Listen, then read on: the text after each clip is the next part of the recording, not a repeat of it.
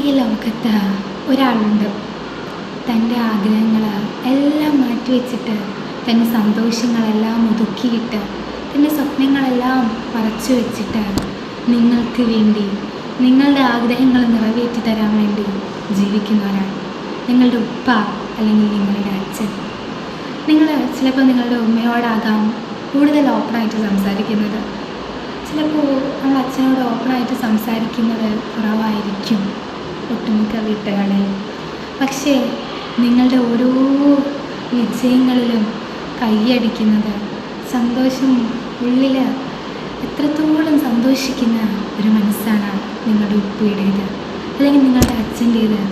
നിങ്ങൾക്ക് വേണ്ട ഓരോ ആവശ്യങ്ങളും നിങ്ങൾ പോലും ചോദിക്കാതെ നിറവേറ്റി തരുന്നവരാണ്. കണ്ടറിഞ്ഞ് നിങ്ങൾക്ക് വേണ്ടി ചെയ്തു തരുന്നു അല്ലേ? നിങ്ങൾ ഒരിക്കലെങ്കിലും നിങ്ങളുടെ ചില ആവശ്യങ്ങളൊക്കെ ചോദിക്കാതെ തന്നെ നിങ്ങളുടെ കൈകളിൽ എത്തുന്നില്ലേ? പക്ഷേ ആ കാര്യങ്ങളും നിങ്ങളുടെ ഓരോ കാര്യങ്ങളും നിറവേറ്റുമ്പോൾ അതിൻ്റെ പുറകിലുള്ള കഷ്ടപ്പാട്, അതിൻ്റെ പുറകിലുള്ള വേദന നിങ്ങൾ അറിഞ്ഞിട്ടില്ലല്ലോ. എത്രത്തോളം വേദനകളെല്ലാം മനസ്സിലൊതുക്കിയിട്ടാണ് ആ പാവം ജീവിക്കുന്നത്. എത്ര പ്രയാസമുണ്ടെങ്കിലും നിങ്ങളുടെ ഓരോ ആഗ്രഹങ്ങളും സാധിക്കാൻ അവരെന്തും ചെയ്യും. ഇതൊക്കെ പറഞ്ഞപ്പോൾ ഞാൻ എത്ര ഇമോഷണൽ ആയതെന്നാണെന്നറിയോ? എനിക്ക് ഈ പൊതുപരീക്ഷയിൽ ടോപ്പ് കിട്ടിയപ്പോൾ my father is now in very difficult situation. ആ ഡിഫിക്കൽട്ട് സിറ്റുവേഷനിൽ നിൽക്കുമ്പോഴും ഇപ്പോൾ വിളിക്കുമ്പോൾ എന്നോട് ചോദിച്ചു, മോളെ നോക്ക് എന്താ വേണ്ടത് എന്ന്.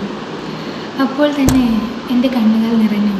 എനിക്ക് പറയാൻ വാക്കുകളില്ലായിരുന്നു. ഞാൻ പറഞ്ഞു, പച്ചി ഒന്നും വേണ്ട. അതാണ് ഉപ്പയുടെ സ്നേഹം. നമ്മൾക്ക് വേണ്ടി ജീവിക്കുന്ന ഒരാളാണ് നമ്മളുടെ ഓരോ ആഗ്രഹങ്ങളും നിറവേറ്റി തരാൻ.